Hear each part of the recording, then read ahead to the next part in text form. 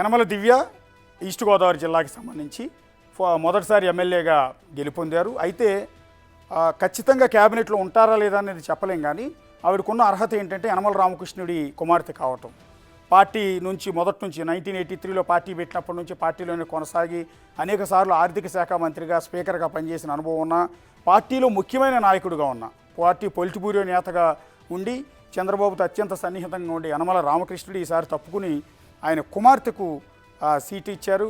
So ఆమె భారీ మెజార్టీతో ఆల్రెడీ సిట్టింగ్ మంత్రి కమ్ ఎమ్మెల్యే దాడిశెట్టి రాజాను ఓడించి అసెంబ్లీలో అడుగుపెట్టబోతున్నారు. మొదటిసారి రాజకీయ అనుభవం అయితే తక్కువే, కానీ తండ్రి వారసురాలిగా యనమల ఫ్యామిలీ నుంచి వారసురాలిగా వచ్చారు కాబట్టి తండ్రి యనమల రామకృష్ణుడు సేవలను వినియోగించుకుంటారా ఒకవేళ ఎమ్మెల్సీ ఇచ్చి? ఎందుకంటే గత ఎన్నికల్లో 2014-19 మధ్య టీడీపీ ప్రభుత్వంలో ఆయనకి ఎమ్మెల్సీ ఇచ్చి ఆయన ఆర్థిక శాఖ మంత్రిగా ఆయన సేవల్ని చంద్రబాబు నాయుడు వినియోగించుకున్నారు. సో ఎందుకంటే ఆర్థిక శాఖలో ఆయనకున్నంత పట్టు ఆ పార్టీలో మరి ఎవరికి లేదని చెప్పాల్సి ఉంటుంది. ఆయన అనుభవాన్ని అప్పుడు వినియోగించుకోవాలనే ఆయనకి ఎమ్మెల్సీ ఇచ్చి మరీ క్యాబినెట్లోకి తీసుకున్నారు. సో ఈసారి చంద్రబాబు నాయుడు ఆయనకి ఎమ్మెల్సీ ఇచ్చి క్యాబినెట్లోకి తీసుకుంటారా, లేదా ఆయన కుమార్తె కాబట్టి యనమల దివ్యకు అవకాశం ఇస్తారా అన్నది చూడాల్సి ఉంటుంది. పర్టికులర్గా ఆవిడకైతే రాజకీయ అనుభవం చాలా తక్కువ, కానీ తండ్రికి ఉన్న, ఒకవేళ తండ్రి నేను మంత్రి పదవి అక్కర్లేదు అంటే ఒకవేళ ఆయన వారసురాలిగా కుమార్తెకి ఇచ్చే అవకాశం ఉందన్న డిస్కషన్ నడుస్తుంది, కానీ గ్యారంటీ అయితే ప్రస్తుతానికి లేదని చెప్పాల్సి ఉంటుంది. కాకపోతే మహిళా కోటాలో ఆవిడ ఎక్స్పెక్ట్ చేస్తూ ఉంటున్నారు.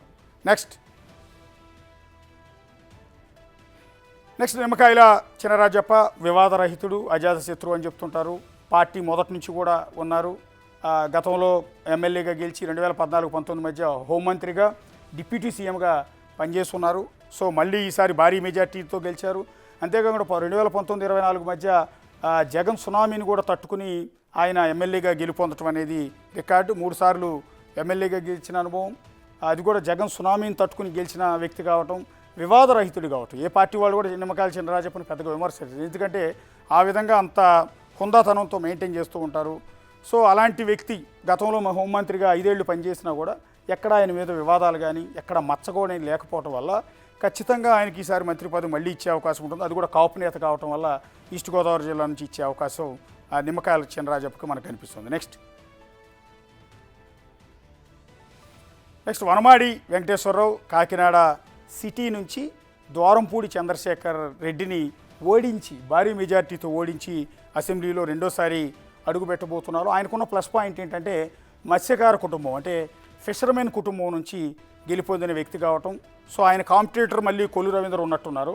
కొల్లు రవీంద్రకి ఇస్తారా, వనమాడి వెంకటేశ్వరరావుకి ఇతనికి ఇస్తారా అనేది మనం ఒకసారి చెక్ చేయాల్సి ఉంటుంది. అది కూడా ఈస్ట్ గోదావరి జిల్లాలో కాకినాడ లాంటి స్ట్రాంగ్ ప్లేస్లో ఆల్రెడీ టీడీపీకి టార్గెట్ లిస్టు, టీడీపీకి జనసేనకి టార్గెట్లో ఉన్న ద్వారంపూడి చంద్రశేఖర్ రెడ్డిని ఓడించి మరీ అసెంబ్లీలో అడుగు పెడుతున్నారు కాబట్టి ఆ ప్లస్ పాయింట్తో ఏమన్నా, అది కూడా మత్స్యకార కుటుంబం నుంచి గతంలో కొల్లు రవీంద్రకు మంత్రి పదవి ఇచ్చారు. ఆయనకి అప్పుడు కూడా ఈయన ఎమ్మెల్యేగానే ఉన్నారు, కానీ కొల్లు రవీంద్రకి మంత్రి పదవి ఇచ్చారు, అదే మత్స్యకార కుటుంబం అయితే. ఇప్పుడు అదే కుటుంబానికి సంబంధించిన వనమాడికి ఈసారి మంత్రి పదవి దక్కుతుంది అని బయట ప్రచారం జరుగుతోంది. సో ఆయన కూడా ఎక్స్పెక్ట్ చేస్తూ ఉన్నారు. Next Korantla Butchaiah Chowdary. So party senior, ఇందాక నేను చెప్పినట్టుగా అయ్యన్న పాత్రుడు, ఒక లేకపోతే కళా వెంకట్రావు, ఒక గోరంట్ల బుచ్చయ్య చౌదరి, ఇట్లా చదువుకుంటూ పోతే కొంతమంది వేళ్ల మీద లెక్కబట్టగలిగిన సీనియర్ నాయకులు ఉంటారు. సో ఏజ్లో కూడా పార్టీలో ఉన్న అందరికంటే కూడా పెద్ద వయసు వ్యక్తి అయినా ఈసారి భారీ మెజార్టీతో గెలిచారు. ఫస్ట్ విజయం కూడా రాజమండ్రి రూరల్ నుంచి ఆయనదే వచ్చింది. సో అలాంటి వ్యక్తి గతంలో ఎన్నోసార్లు మంత్రి పదవి కావాలని ఆయన అడుగుతూనే ఉన్నారు. ఎన్టీఆర్ ఉన్నప్పటి నుంచి అన్ని ప్రభుత్వాల్లో కూడా గెలుస్తూ వచ్చారు. సో వచ్చినా కూడా ఆయనకి మంత్రి పదవి మాత్రం ఎక్కడ దక్కలేదు. పర్టికులర్గా ఆయనే అంటూ ఉంటారు, గత 2014-19 మధ్య మంత్రి పదవి దక్కకపోవడంతో కొంత అసహనానికి గురయ్యారు, పార్టీలోంచి వెళ్ళిపోతారని ప్రచారం కూడా జరిగింది, కానీ ఎక్కడ వీడకుండా అందులోనే ఉన్నారు. అంటే కమ్మ కులానికి సంబంధించిన వ్యక్తి కావటం, అంటే చౌదరికి సంబంధించిన వ్యక్తి కావటం వల్ల అప్పట్లో కావాలని నా కులాన్ని బట్టి బేస్ చేసుకుని నాకు మంత్రి పదవి లేదని కూడా ఆరోపించారు. సో ఈ నేపథ్యంలో అదే కమ్మ సామాజిక వర్గం నుంచి ఈసారి అత్యంత సీనియర్ అయిన గోరంట్ల బుచ్చయ్య చౌదరి క్యాబినెట్లో ఉండే అవకాశం ఉందన్న డిస్కషన్ అయితే తెలుగుదేశం పార్టీలో జరుగుతోంది. ఆయన కూడా బహుశా ఎక్స్పెక్ట్ చేస్తారు, ఎందుకంటే ఇదే చివరి ఎన్నికలు అయి ఉండొచ్చు ఆయనకి, ఆయన వయసు రీత్యా. సో ఆ తర్వాత రెస్ట్ తీసుకునే అవకాశం ఉంటుంది తప్ప మళ్ళీ పోటీ చేసే అవకాశం ఉండదు. కాబట్టి జీవితకాలంలో క్యాబినెట్లో ఒక్కసారి ఆయన కూర్చుని అధ్యక్ష అనాలనేది ఆయన చిరకాల కోరిక. సో అది చంద్రబాబు నెరవేరుస్తారా లేదా అన్నది మనం చెప్పలేం, కానీ ప్రస్తుతం ఉన్న ప్రాబబుల్స్లో అయితే ఆ రేసులో అయితే బుచ్చయ్య చౌదరి మనకు కనిపిస్తున్నారు. నెక్స్ట్,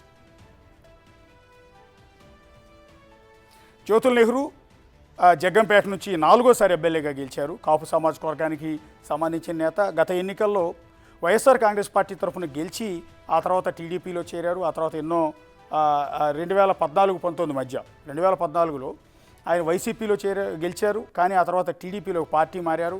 పార్టీ మారి మళ్ళీ 2019లో టీడీపీ తరఫున జగ్గంపేట నుంచి పోటీ చేసి అక్కడ నుంచి ఓటమి పాలయ్యారు. ఆ తర్వాత ఆయన కూడా చాలా ప్రాబ్లమ్స్ని ఫేస్ చేశారు. వైఎస్ఆర్ ప్రభుత్వం పార్టీ మారిన వ్యక్తి కావటం వల్ల ఆయన ఓడించడానికి 2019 ఎన్నికల్లో వైఎస్ఆర్ కాంగ్రెస్ పార్టీ అనేక ప్రయత్నాలు చేసి చివరికి ఎట్లయితే ఓడించిన తర్వాత కూడా చాలా ఇబ్బందులకు గురి చేశారు, కేసులు పెట్టారు. తర్వాత అయినా కూడా పార్టీకి అండగా నిలబడి తెలుగుదేశం పార్టీలో కొనసాగిన జ్యోతుల్ నెహ్రూ అందులో సీనియర్ మోస్ట్ లీడర్ కావడం కాపు సామాజిక వర్గం అయిన నేపథ్యంలో ఆయనకు కాపు కోటాలో మంత్రి పదవి గ్యారంటీగా వస్తుందనే ప్రచారం అయితే జరుగుతుంది. నెక్స్ట్ పంతం నానాజీ కాకినాడ రూరల్ పార్టీలో చాలా సీనియర్ మోస్ట్ నేత. మొదటిసారి ఆయన ఎమ్మెల్యేగా అయ్యారు. కాకినాడ రూరల్ నుంచి బరిలోకి దిగి వైసీపీని ఓడించి పార్టీని నిలబెట్టారు. పార్టీ కష్టకాలంలో ఉన్నప్పుడు పార్టీ మొదటి నుంచి కూడా ఉన్నారు. పార్టీ కష్టకాలంలో ఉన్నప్పుడు పార్టీకి అండాదండగా నిలిచారు. సో పార్టీ కేడర్ను ముందుండి నడిపించారు. వాయిస్ని బలంగా వినిపించారు. వివాదరహితుడిగా చాలా మంచి సౌమ్యుడిగా పంతం నానాజీకి పేరుంది. పవన్ కళ్యాణ్ దగ్గర చాలా మంచి పేరుంది ఆయనకి. సో మంచి మెజార్టీతో గెలిచిన వ్యక్తిని ఆయన్ని మంత్రి పదవికి సిఫార్సు చేసే అవకాశం ఉంటుంది. అదృష్టం ఉంటే పంతం నానాజీ మంత్రి అయ్యే అవకాశం ఉంటుంది. నెక్స్ట్ నిమ్మల రామానాయుడు పాలకొల్లు నుంచి 3వసారి ఎమ్మెల్యే, హ్యాట్రిక్ ఎమ్మెల్యే. చాలా మంచి పేరుంది పార్టీలో. పార్టీ వాయిస్ని బలంగా వినిపించడం కావచ్చు, ఆ పాలకొల్లు నియోజకవర్గంలో పార్టీని కాపాడటంలో కావచ్చు, వెస్ట్ గోదావరి జిల్లాలో పార్టీని ముందుండి నడిపించడంలో కావచ్చు, అన్ని విషయాల్లో సక్సెస్ఫుల్ 100% మార్కులున్న వ్యక్తి నిమ్మల రామానాయుడు. కాపు సామాజిక వర్గానికి చెందిన వ్యక్తి. ప్రతిపక్షంలో ఉన్నప్పుడు కూడా ఓడిపోయి 23 మంది ఎమ్మెల్యేలు మాత్రమే గెలిస్తే ఆ 23 మందిలో నిమ్మల రామానాయుడు ఒకరు. అంతటి కష్టకాలంలో జగన్ సునామీలో ఆ వేవ్లో కూడా తట్టుకుని నిలబడగలిగిన భారీ మెజార్టీతో గెలిచిన నిమ్మల రామానాయుడు మరోసారి ఇప్పుడు మళ్ళీ గెలిచారు కాబట్టి ఆయన మంత్రి పదవి ఎక్స్పెక్ట్ చేస్తున్నాడు. ఆ అర్హత కూడా ఉందని చెప్తూ ఉన్నారు. రెండోది, ప్రతిపక్షంలో ఉన్నప్పుడు వైసీపీ ఎన్ని ఇబ్బందులకు గురి చేసినా పార్టీ వాయిస్ని తీసుకెళ్లడంలో కావచ్చు, అనేక పోరాటాలు చేయటం కావచ్చు, ప్రజా సమస్యల మీద కావచ్చు. అతనికి ఒక విధంగా చెప్పాలంటే ఆ నియోజకవర్గంలో అపోజిషన్ అనేది లేకుండానే చేసుకోగలిగారు. ఆ స్థాయిలో ప్రజా సమస్యల మీద ప్రతి విషయంలో రోడ్డు మీదకి రావటం కావచ్చు, అధికారులను నిలదీయటం కావచ్చు, ప్రజల పక్షాన నిలబడటం కావచ్చు, అనేక వినూత్నమైన నిరసన కార్యక్రమాలు. ఒకరోజు సైకిల్ మీద తొక్కుతూ పేపర్ వేయటం కావచ్చు, ఒకసారి పొలాల్లోకి వెళ్ళి పడుకోవటం కావచ్చు, ఒకసారి పల్లెల్లో నిద్రలు చేయటం కావచ్చు. ఇట్లా చెప్పాలంటే అనేక వినూత్న స్థాయిలో తెలుగుదేశం పార్టీలో మరి ఏ నేత చేయనంతగా ఆయన 2019-24 మధ్య అనేక విధంగా పోరాటాలు చేశారు, పార్టీని నడిపించారు. కాబట్టి నిమ్మల రామానాయుడికి మంత్రి పదవి గ్యారంటీ అన్న ప్రచారం అయితే జరుగుతుంది. నెక్స్ట్ రఘురామకృష్ణరాజు ఉండి మొదటిసారి ఎమ్మెల్యేగా గెలిచారు. ఇంతకుముందు నరసాపురం నుంచి ఎంపీగా గెలిచారు వైఎస్ఆర్ కాంగ్రెస్ పార్టీ తరఫున 2019 ఎన్నికల్లో.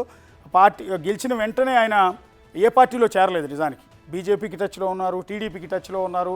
ఆ తర్వాత జగన్తో వైరం, ప్రతిరోజు కూడా జగన్ని విమర్శించడం కావచ్చు, ప్రభుత్వ విధానాలను ప్రశ్నించడం కావచ్చు, ఈ విషయంలో ఒక ట్రేడ్ మార్క్ అయిపోయారు రఘురామకృష్ణరాజు. త్రిబులార్ అని పిలిచే రఘురామకృష్ణరాజు ఆ తర్వాత మొన్న జరిగిన ఎన్నికల్లో ఈసారి ఎంపీగా కాదు, నాకు ఎమ్మెల్యే టికెట్గా కావాలి అని పట్టుబడితే చంద్రబాబు నాయుడు ఆల్రెడీ ఉండి సిట్టింగ్ ఎమ్మెల్యే రామరాజును పక్కన పెట్టి మరీ ఆయనకి సీట్ ఇవ్వడం అనేది జరిగింది. సో ఆయన మళ్ళీ ఎంపీగా కాకుండా ఈసారి నేను ఎమ్మెల్యేగా పోటీ చేయాలి, నేను అసెంబ్లీలో స్పీకర్ని అవ్వాలన్న కోరిక ఆయన బహిరంగంగానే చెప్పేస్తున్నారు. ఖచ్చితంగా నాకు స్పీకర్ పదవి ఇస్తారు చంద్రబాబు నాయుడు, నేను అవ్వాలన్న కోరిక ఉంది అని. ఎందుకంటే ఆయన ఎంపీగా వైఎస్ జగన్ అంటే సొంత పార్టీకి సంబంధించిన వైఎస్ జగన్ ముఖ్యమంత్రిని విమర్శించిన సందర్భంలో అప్పటి సిఐడి అధికారులు పివి సునీల్ ఆయన అరెస్టు చేసి తీసుకెళ్ళి ఒక చీకటి గదిలో పెట్టి కొట్టించారన్న ఆరోపణలు కూడా ఉన్నాయి. ముసుగు వేసి మరీ ఆయన అత్యంత దారుణంగా కొట్టారు. ఒక ఎంపీని కొట్టించారు, జగన్ ఆదేశాలతో నన్ను దారుణంగా హింసించారు, కొట్టించారని ఎన్నోసార్లు ఆరోపణలు చేసిన పరిస్థితి కూడా ఉంది. సో ఇన్ని ప్రాబ్లమ్స్ని ఫేస్ చేసిన వ్యక్తి అతను కొన్నేళ్ల పాటు అయితే ఆయన సొంత నియోజకవర్గం నరసాపురం వైపు, సొంత ఊరు మొగల్తూరు వైపు కానీ ఎక్కడికి అడుగు కూడా పెట్టనివ్వలేని పరిస్థితి.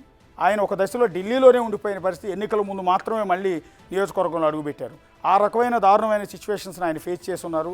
సో చంద్రబాబు నాయుడు దగ్గర మంచి మార్కులు ఉన్నాయి. వైసీపీ తరఫున గెలిచినా కూడా టీడీపీ వాయిస్ ఎక్కువగా వినిపించారు. చంద్రబాబు నాయుడుకి అనేక సందర్భాల్లో ఢిల్లీ వెళ్ళిన సందర్భాలు అండగా నిలబడ్డారు. చంద్రబాబు నాయుడు జైలుకు వెళ్ళిన సందర్భంలో కూడా లోకేష్కి అండగా నిలబడ్డారు. ఢిల్లీలో అనేక మంది నేతలను కలవటంలో కీలక పాత్ర అని చెప్తుంటారు. కాబట్టి ఆయన అసెంబ్లీ స్పీకర్ అవ్వాలి, నన్ను ఎవరైతే ఇబ్బంది పెట్టారో, నన్ను ఎవరైతే కొట్టించారో అదే వైసీపీ నాయకులందరినీ నేను ప్రశ్నించాలి.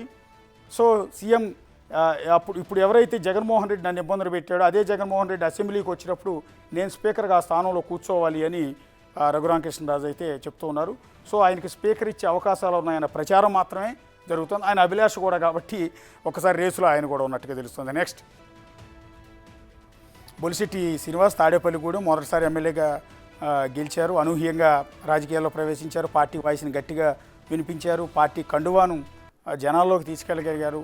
సో పవన్ కళ్యాణ్కి అన్ని విధాలు అండాదండగా నిలిచిన వ్యక్తి, వివాదరహితుడు కూడా కావటం. ఈ నేపథ్యంలో ఆయన పేరును కూడా ప్రిఫర్ చేస్తారు. West Godavari entire clean sweep చేసింది అంటే కూటమి, అందులో కీలక పాత్ర బొలిశెట్టి శ్రీనివాస్ కూడా ఉంది. ఆయన సామాజిక వర్గం ప్లస్ పాయింట్. సో యాక్టివ్గా ఉన్నారు. ప్లస్ పాయింట్లు అంటే ఇవి మాత్రమే చెప్పగలం. రాజకీయ ఇంతకుముందు పనిచేసిన అనుభవం చాలా తక్కువ, కానీ కూడా ఆయన పేరు సిఫార్సు చేస్తారా లేదా అన్నది మనం అయితే చెప్పలేం, కానీ జస్ట్ ప్రాబబుల్స్లో రేసులో అయితే ఆయన ఉన్నారు. నెక్స్ట్ చిరి బాలరాజు పోలవరం నియోజకవర్గం నుంచి గెలుపొందిన యంగ్స్టర్. ఆయన మొదటిసారి ఎమ్మెల్యేగా ఉన్నారు. ఆయన సామాజిక వర్గం ప్లస్ పాయింట్ అవుతుంది బహుశా. సో సామాజిక వర్గాల ఈక్వేషన్స్లో జనసేన పార్టీ నుంచి ఆయన పేరుని సిఫార్సు చేస్తారా లేదా అన్నది చూడాల్సి ఉంటుంది. సో అదృష్టం బాగుంటే చిరి బాలరాజు కూడా మంత్రి అయిపోయే అవకాశం ఉంటుంది. ఇంతకుముందు ఎంతోమంది మొదటిసారి ఎమ్మెల్యేలు అయిన వాళ్ళు కూడా మంత్రులు అయ్యారు. అది వైసీపీ ప్రభుత్వం కావచ్చు, గతంలో కాంగ్రెస్ కావచ్చు, టీడీపీ కావచ్చు. సో అలా యంగ్స్టర్ కాబట్టి ఆయనకి ఎస్టీ కోటాలో మంత్రి పదవి ఇస్తారు. ఈయనకి నిమ్మక జయకృష్ణ కూడా ఉన్నారు అక్కడ కాంపిటీషన్ పాలకొండ నుంచి. ఇక్కడ చిరి బాలరాజు ఉన్నారు. సో వీళ్ళిద్దరికి ఎవరికి అదృష్టం వరిస్తుందో చూడాల్సి ఉంది. For more videos like this, subscribe Big TV channel.